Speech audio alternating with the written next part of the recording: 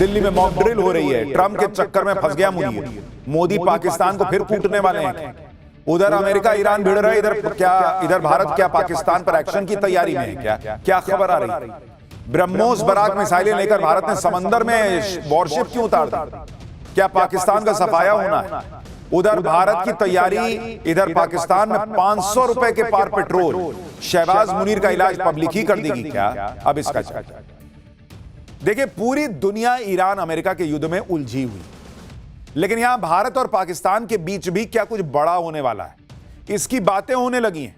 क्योंकि भारत ने तो पाकिस्तान को वार्निंग दे दी है कि युद्ध के माहौल के बीच अगर मुनीर ने कोई गलती की भारत को लेकर, तो भाई बहुत बड़ा कांड होगा और भारत का ऐसा एक्शन होगा जो कोई सोच नहीं सकता। भारत की इस वार्निंग के बीच ही आज नेवी ने भी अपनी ताकत दिखा दी। एक वॉरशिप आज नेवी में शामिल हो गई। एक परमाणु पनडुब्बी की भी तैयारी है बॉस। और यह सब ऐसे वक्त में हो रहा है जिस वक्त एक बड़ी लड़ाई समुद्री रास्तों को लेकर हो रही है। उस वक्त में भारत की नेवी का यह शक्ति प्रदर्शन खास तौर पर पाकिस्तान को बड़ा मैसेज है, क्योंकि पिछली बार ऑपरेशन सिंदूर में नेवी की मार खाने से पाकिस्तान बच गया था। लेकिन जो पिछली बार नहीं हुआ वो इस बार होकर रहेगा क्या? यह बात इंडियन नेवी बार बार पाकिस्तान को क्लियर कर रही। पाकिस्तान को लेकर जिस वक्त यह सब हो रहा है, उस वक्त आप यह भी देखिए कि कुछ जगहों पर मॉक ड्रिल भी भारत में होने लगी। वैसी ही मॉक ड्रिल जैसे ऑपरेशन सिंदूर के ठीक पहले हुई थी। ब्लैकआउट की तैयारी और किसी भी स्थिति से निपटने की पक्की तैयारी दिल्ली में हो रही है बॉस। वैसे तो यह सब कुछ एक मॉक ड्रिल था, लेकिन मॉक ड्रिल भारत में हुआ, पसीने पाकिस्तान के छूट गए। पाकिस्तान को यह डर सताने लगा कि कहीं नरेंद्र मोदी फिर पाकिस्तान को ना फोड़ दें। उसको लग रहा है उधर तो ट्रंप फंसे हुए हैं ईरान के साथ, अब कौन ही क्या करेगा, भारत मारने आया था। यानी कहीं ऐसा ना हो कि उधर पूरी दुनिया ईरान युद्ध देखती रह जाए, इधर पीएम मोदी पाकिस्तान का इलाज कर दे। पाकिस्तान के खौफ का लेवल इसलिए भी बढ़ गया क्योंकि जब दुनिया का ध्यान अमेरिका ईरान पर है, उस वक्त भारत अभी सैन्य ताकत को लगातार बूस्टर डोज दे रहा है। आज आपको बताऊंगा, एक परमाणु पनडुब्बी और दूसरी तरफ जंगी जहाज समंदर में भारत ने अपनी ताकत को नई धार कैसे और क्यों दे दी।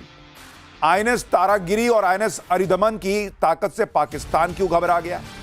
पाकिस्तान के रक्षा मंत्री ने क्या कह दिया, क्या उनको भी लग रहा है कि भारत मारने आने वाला है। भारत में कैसे युद्ध जैसे हालात से निपटने की मॉक ड्रिल हो रही है, मोदी के दिमाग में क्या चल रहा है। अगर पाकिस्तान फिर से किसी लड़ाई में कूदा तो क्या वहां पहले से जो हाहाकार मचा है, पेट्रोल की कीमत 500 के पार जा चुकी है, पाकिस्तान बचेगा नहीं क्या? क्योंकि वहां ऑलरेडी महंगाई का बम फट रहा। मुनीर शहबाज हर तरफ से फंस गए। आज पाकिस्तान और भारत के बीच अब क्या होने वाला है, ईरान अमेरिका युद्ध के बीच, इसकी बात करूंगा, लेकिन पहले एक झलक देखिए।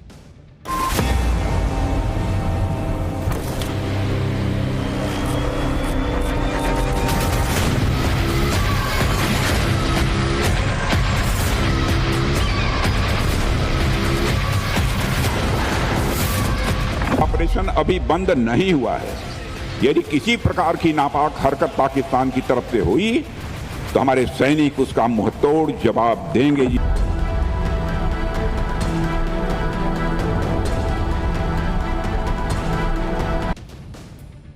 पाकिस्तान में तेल के लिए हाहाकार मचा है, लेकिन वहां सरकार और सेना डरी हुई है कि कहीं भारत तेल ना निकाल दे उनका। इस वक्त दुनिया की नजर ईरान युद्ध पर है, लेकिन भारत और पाकिस्तान के बीच जो चल रहा है वो बड़ी बात है। भारत ने मुनीर को डायरेक्ट चेतावनी दी है कि किसी तरह की हिमाकत मत करना, वरना ऐसा एक्शन होगा जो सोचा नहीं। अब सवाल है कि इस भारत जो कह रहा है उसकी टाइमिंग जो है ना वो बड़ी इंपॉर्टेंट है। दरअसल ईरान युद्ध में मध्यस्थता का माहौल बनाकर पाकिस्तान बहुत उछल रहा है। मुनीर को लग रहा है कि उसके सिर पे तो ट्रंप का हाथ है। ईरान से मध्यस्थता के लिए ट्रंप को उसकी जरूरत है।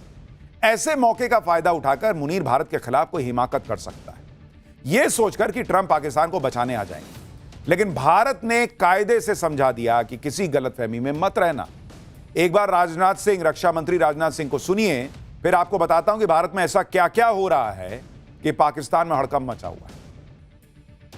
ईरान अमेरिका युद्ध के बीच जब दुनिया फंसी हुई है, रक्षा मंत्री का यह कहना कि पाकिस्तान कुछ कर सकता है हिमाकत, इसको लेकर कहा जा रहा है कि इसका मतलब कुछ तो इनपुट है, कुछ तो होने वाला है, क्योंकि यहां जमीन पर तैयारी भी वैसी ही दिख रही। देखिए, रक्षा मंत्री राजनाथ सिंह ने साफ कहा कि आज के हालात में पाकिस्तान को हिमाकत कर सकता है। उनका इशारा मुनीर की तरफ था। पाकिस्तान की आतंकी गतिविधि की तरफ था। हाल ही में पाकिस्तान के प्रधानमंत्री शहबाज शरीफ के पॉलिटिकल एडवाइजर को लश्कर के सरगना आतंकी हाफिज सईद के बेटे के साथ देखा गया। दोनों की एक तस्वीर सोशल मीडिया पर वायरल हो रही है।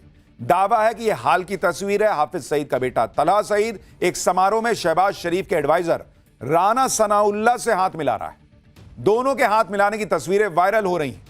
अगर यह तस्वीर हाल की ही है जैसा दावा किया जा रहा है, तो सवाल उठ रहा है कि क्या पाकिस्तान भारत के खिलाफ कोई आतंकी साजिश रचने की फिराक में है? क्या ईरान युद्ध की आड़ में मुनीर कोई साजिश रच रहा है?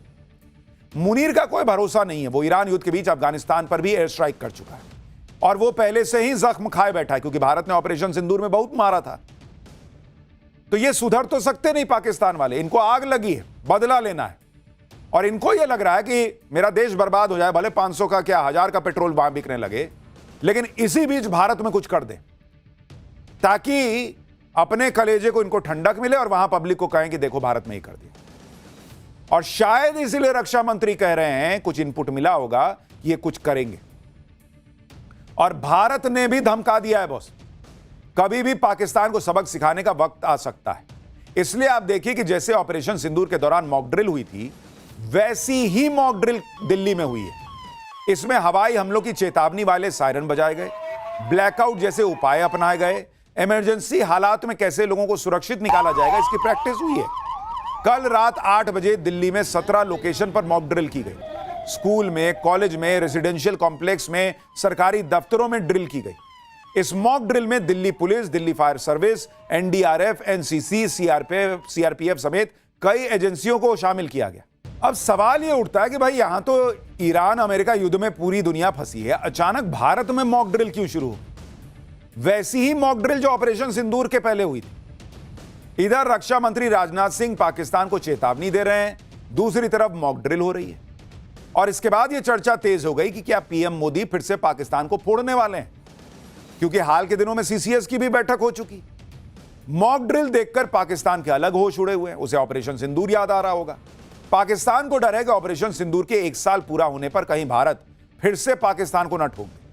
पाकिस्तान के रक्षा मंत्री ख्वाजा आसिफ कह रहे हैं कि अगली बार हमारी प्रतिक्रिया और भी ज्यादा सख्त और निर्णायक होगी। कोई भ्रम न रहे, हम तैयारी पूरी है, जवाब तेज, संतुलित और निर्णायक होगा। ख्वाजा आसिफ ने कहा कि राजनाथ जी ऐसे बयान दे रहे हैं ताकि दुनिया को यह यकीन दिला सकें कि वे भी प्रासंगिक हैं, जबकि पाकिस्तान इस समय दुनिया का ध्यान केंद्रित करने में सफल हो गया है। वहां कोई भी भारत को तवज्जो देने को तैयार नहीं। राजनाथ जी, अब समय आ गया है कि आप अपनी हैसियत के अनुसार बयान देना शुरू करें। अगर आप कोई परेशानी खड़ी करते हैं तो अल्लाह की मेहरबानी से हमारी सेनाएं आपको पहले से भी ज्यादा अपमानजनक तरीके से सबक सिखाएंगी। भारत के इतने दिन खराब नहीं हुए कि बिना किसी हैसियत वाला पाकिस्तान भारत के रक्षा मंत्री को हैसियत याद दिलाए। 2 कौड़ी का देश पाकिस्तान भारत को हैसियत याद दिलाए। अमेरिका के तलवे चाटने वाला पाकिस्तान भारत को हैसियत याद दिलाएगा। इतनी तुम्हारी हैसियत कभी नहीं थी। लेकिन पाकिस्तान घबराया हुआ और इसलिए ऐसी बातें कर रहा है। आप सोचिए ना भाई, जो देश भीख मांगकर अपना गुजारा कर रहा है, जिसके प्रधानमंत्री खुद कहते हैं कि हमें भीख मांगकर दूसरे देशों के सामने शर्मिंदा होना पड़ता है, उसका रक्षा मंत्री हैसियत की बात करेगा। पाकिस्तान के रक्षा मंत्री ने और क्या क्या गलतफहमी पाली हुई है, एक बार सुन लीजिए, फिर इनको इनकी हैसियत हम बताएंगे कि समुद्र में कैसे इनकी हैसियत याद दिलाएंगे। आप सोचिए, जो पाकिस्तान ऑपरेशन सिंदूर के तबाह हुए अपने एयरबेस को महीनों रिपेयर नहीं कर पाया, वो घर में घुसकर मारने की बात कर रहा है। और इनका एंकर कैसा है, पूछता भी नहीं है कि एयरबेस तो हमारा फूटा था। ऑपरेशन सिंदूर में तो भारत के एयर डिफेंस सिस्टम ने पाकिस्तान के ड्रोन, मिसाइलों सबको कबाड़ बना दिया था और भारत लगातार अपनी सैन्य ताकत को मजबूत कर रहा है। आज ही पीएम मोदी रूस के डिप्टी पीएम से मिले हैं। यह मुलाकात ऐसे वक्त में हुई है जब भारत ने रूस को 5 S-400 मिसाइल सिस्टम का ऑर्डर दिया हुआ है और बहुत संभव है कि रूस के साथ S-400 की जल्द से जल्द डिलीवरी पर चर्चा होगी। S-400 ने ऑपरेशन सिंदूर में बड़ी अहम भूमिका निभाई थी। लेकिन भारत का असली डर जो पाकिस्तान के दिल में बैठा हुआ है, वो है भारत की नौसेना की ताकत। क्योंकि पिछली बार ऑपरेशन सिंदूर में पाकिस्तान भारतीय नौसेना की मार झेलने से बाल बाल बच गया था। लेकिन उसे अब दूसरा मौका नहीं मिलेगा। खुद नेवी चीफ एडमिरल दिनेश के त्रिपाठी ने खुलासा किया है कि ऑपरेशन सिंदूर में नौसेना पाकिस्तान पर हमला करने से कुछ मिनट दूर थी, तभी पाकिस्तान ने सरेंडर कर दिया।